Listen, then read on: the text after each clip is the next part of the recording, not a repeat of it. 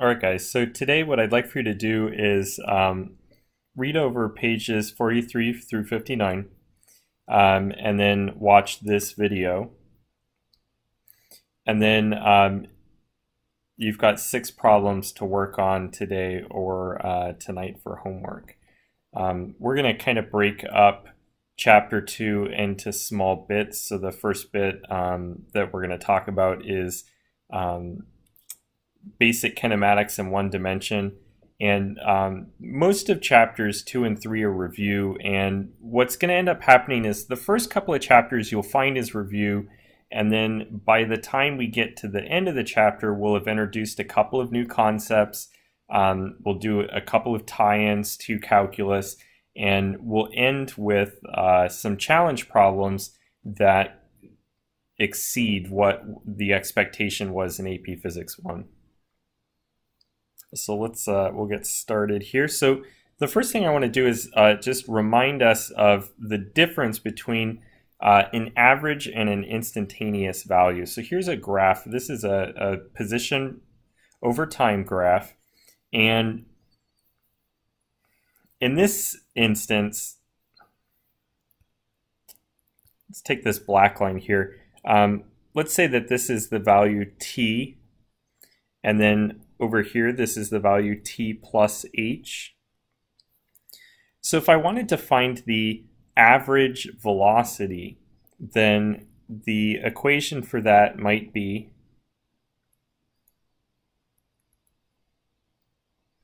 the position at t plus h minus the position at time t divided by the change in time, which is t plus h minus t. And what I've written out down here is the same thing that's drawn graphically here in this line.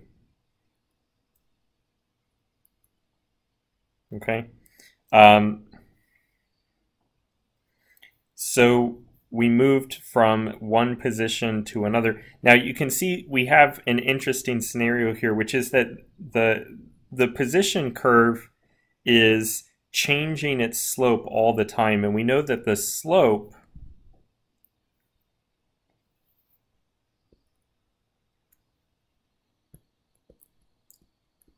is the velocity. So if the slope is changing all the time, that means the velocity is changing all the time. And our average velocity may not be the actual velocity we have at every moment. So in this case, we can see the average velocity, the slope of this, it's called a secant line. This secant line has a slope that's much higher than the slope we had at time t. So the average velocity is much higher than we started at. And then if we look down here at the end, the secant line, or our average velocity slope, is much shallower than our slope of the curve, which is our instantaneous velocity at time t plus h. And you might remember that there's a theorem that tells us that for a continuous curve, meaning that our velocity changes continuously from one number to another, we speed up gradually, that our average velocity will be equal to our instantaneous velocity at least once in that interval. And we can see that that's happening. The drawing's not great, but happening at least once on this interval here. Okay, so that's how we might calculate our average velocity. We write that in shorthand as the change in position over the change in time. This is the notation that we wrote in Calc class. Instantaneous velocity is the time-based derivative of position, or x dot, and we defined it as the limit as the change in time approaches 0. So we make this secant line, draw another secant line here.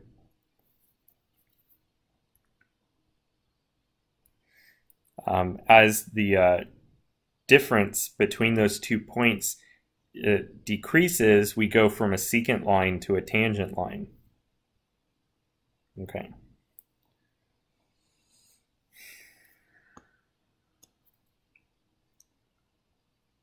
Now, if you're just starting Calc now and this isn't completely familiar to you, that's totally fine. You're going to cover this in Calc pretty quickly, and it shouldn't be too big of an issue. If you do have questions though, or you want to go over more of this in depth, just let me know. Okay, let's do a problem here real quick with some basic kinematics. So it says average and instantaneous velocity. So a cheetah is crouched 20 meters to the east of an observer's vehicle. At time t equals 0, the cheetah charges an antelope and begins to run along a straight line. During the first 20 seconds of the attack, the cheetah's coordinate x varies with time according to the equation x equals 20 meters plus 5 meters per second squared times t squared. We want to find the displacement of the cheetah between 1 and 2 seconds. We want to find the average velocity in the same time interval. Then we want to find the instantaneous velocity at specific times and derive a general expression for the instantaneous velocity of the function. Okay, so we've got several questions here to answer, so let's go ahead and do that. Find the displacement of the cheetah between 1 and 2 seconds. So what we need to do is we need to take this function and put it into our calculator.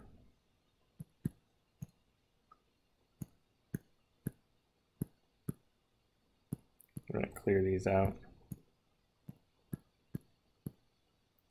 Okay, so we've got 20 plus 5, and it's t squared, but here it'll have to be x, so we've got x squared. And we can press enter, and then we can go back to the home screen and we can go vars, y vars, function, y1, and we're going to evaluate this. We want the change in displacement, so we're going to evaluate it at 2 seconds, and then we're going to evaluate it at 1 second.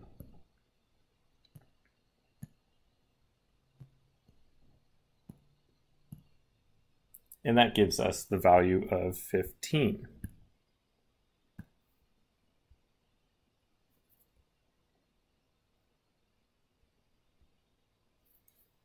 So all we did was the displacement, or delta x, the change in position, was x evaluated at 2 minus x evaluated at 1, and that came out to 15 meters. Now, average velocity, remember average velocity is the change in x over the change in time. And so in this case, we have 15 meters. We just calculated that over the change in time, which is 2 minus 1 seconds. So this is going to turn into an average velocity of 15 meters per second. Now, if we want to know the average velocity at a specific time, and we allow the delta to change, what we're really doing is something like this. So go back to our curve that we had. Let's say we want to know the instantaneous velocity when t is equal to 1 second. And so if we take secant lines that get closer and closer to the actual value, then our secant lines will become better approximations of the tangent line, and the slope of that tangent line is our instantaneous value. So that's what's going on over here. So we can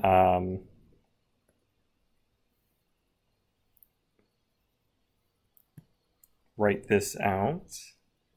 So what I'm going to do is I'm going to go back up to this entry here and bring this down. I'm going to put this in parentheses.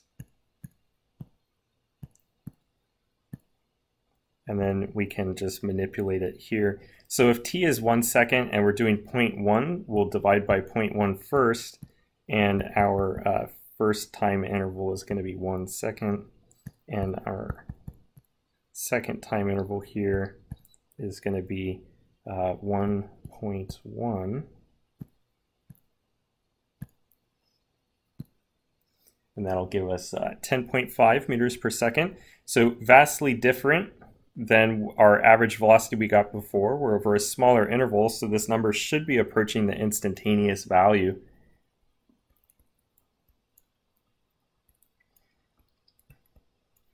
Again, the reason I'm saying it should approach the instantaneous value is when we have a large interval for our average velocity, that secant line looks like that. And then as we slide the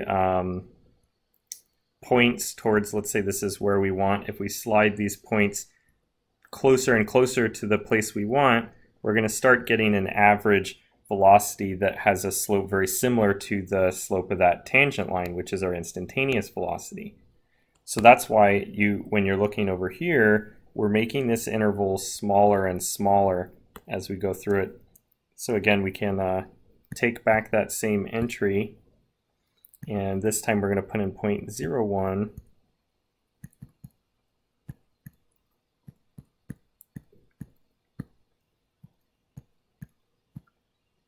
And we'll get 10.05. So we can already see a behavior here. It looks like it's approaching the value 10. So it's suggesting that the instantaneous velocity at 1 second is 10 meters per second. But let's do one more test just to verify here.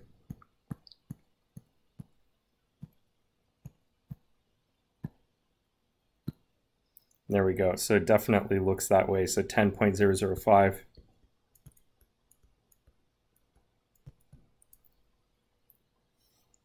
All right. Now we need to find here we've just approximated by basically sort of enacting the idea of a limit. We want to actually find the instantaneous value at 1 second and 2 seconds. So we need a function that can provide that for us. And that's going to be the derivative of the position with respect to time. And in this case, when we take the derivative of this function, we're going to get 2 times this times t. This is a constant, so the derivative of a constant is 0. So we're going to have 2 times 5 meters per second squared times time. And you'll notice that the units come out properly as well. We have meters per second squared. Time is going to have units of seconds, so we'll end up getting 5 meters per second. The units will end up being just meters per second. And we can see that if t was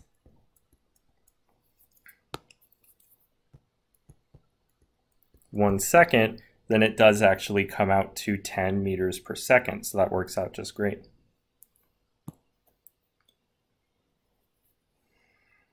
All right, so we're running out of time in this video, so I'm going to pause here. You guys go on to the second video, and we'll pick back up with that.